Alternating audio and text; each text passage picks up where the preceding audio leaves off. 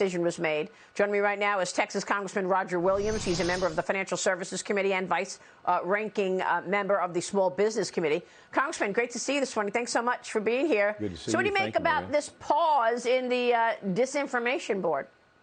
Well, pause is a word up here to end it, and it should have been. I mean, who the heck thinks of this stuff? And when you talk about misinformation, I think that they found out they would have to start with the Democrats on the misinformation that's coming out of there. So it was the right thing to do. And like you said, it was an attack on free speech, another attack. So it's one of those that hopefully it'll be an asterisk in history and go away and we'll never remember it.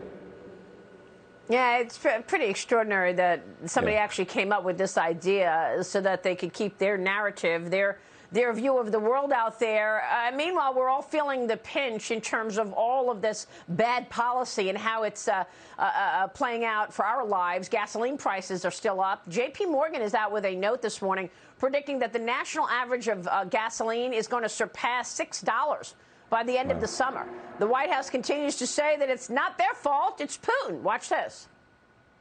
As the president has said, President Putin's actions are what is driving the price increase at the pump. The president is focused on doing everything in his power to address the Putin price hike.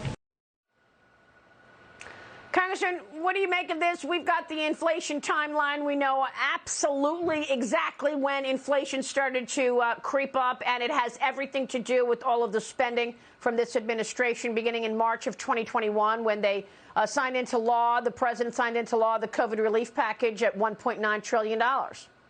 Well, look, it's not Putin. I mean, they're just trying to get away from it.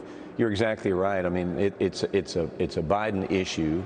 We're printing money and we're borrowing the money as soon as we get out of the printing press. Our supply chains are broken. We need to fix that. And so, you know, this inflation thing is going to continue until they come up with a plan. But we got to quit spending money like we're doing. And you know, it's a real issue. But this printing this money and borrowing it is a real issue. And I remember back in '81 when we had high inflation, and now you look at we got negative GDP, high inflation, we're raising interest rates. That's a real problem they've got to address for Main Street America for sure.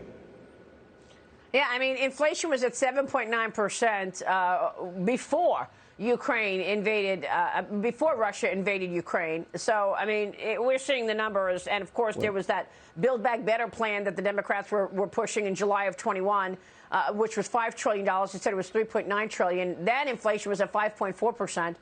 Meanwhile, the president is set to end Title 42, Congressman. It's just a matter of days.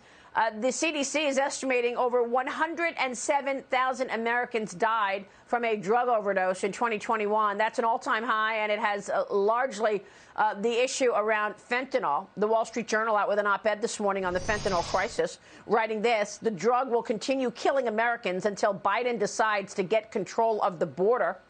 Congressman, we've been saying this for a long time. Have you heard Joe Biden mention fentanyl once during his tenure so far, more than a year in?